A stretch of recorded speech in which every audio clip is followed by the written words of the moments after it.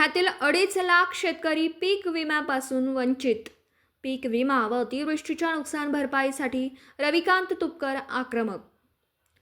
बुलढाणा जिल्ह्यातील शेतकऱ्यांवर शासनाकडून सातत्याने अन्याय होतोय. 2024 मधील खरीप हंगामातील 2,04,262 एवढे शेतकरी आजही पीक विमापासून वंचित आहेत. तसेच हुमणी अळीमुळे झालेल्या नुकसानीचे आणि मेहकर व लोणार तालुक्यात ढगफुटीमुळे झालेल्या जमिनीच्या व पिकांच्या नुकसानीची कोणतीही मदत अद्याप शेतकऱ्यांना मिळाली नाही. जी मिळाली ती अत्यल्प आहे. शेतकरी प्रचंड संकटात असून आत्महत्येच्या उंबरठ्यावर उभा आहे. वारंवार शासनाकडे मागणी करूनही मदत मिळत नाही.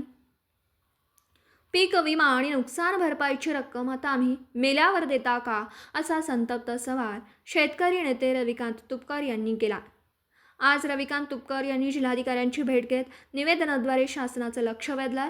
अन्यथा महिनाभरात शेतकऱ्यांच्या विविध मागण्यांसाठी तीव्र स्वरूपाचं आंदोलन करण्याचा इशारा तुपकरांनी दिला.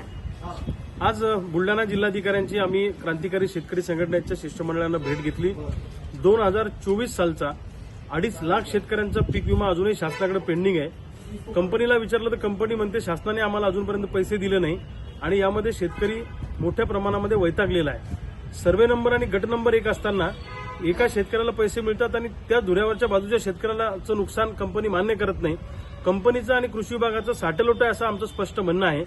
सरकारनं तातडीनं 2024चे पैसे द्यावेत आणि 2014 पासून 2024 पर्यंतचं या विमा कंपनीचं टेस्ट ऑडिट झालं पाहिजे, अशा पद्धतीची मागणी आज आम्ही जिल्हाधिकाऱ्यांच्या माध्यमातून मुख्यमंत्र्यांना केलेली आहे. दुसऱ्या बाजूला हुमणी अळीनं जे नुकसान झालं, शेंड अळीनं जे नुकसान झालं, त्याचे सुद्धा पंचनामे थातूरमातूर होत आहेत.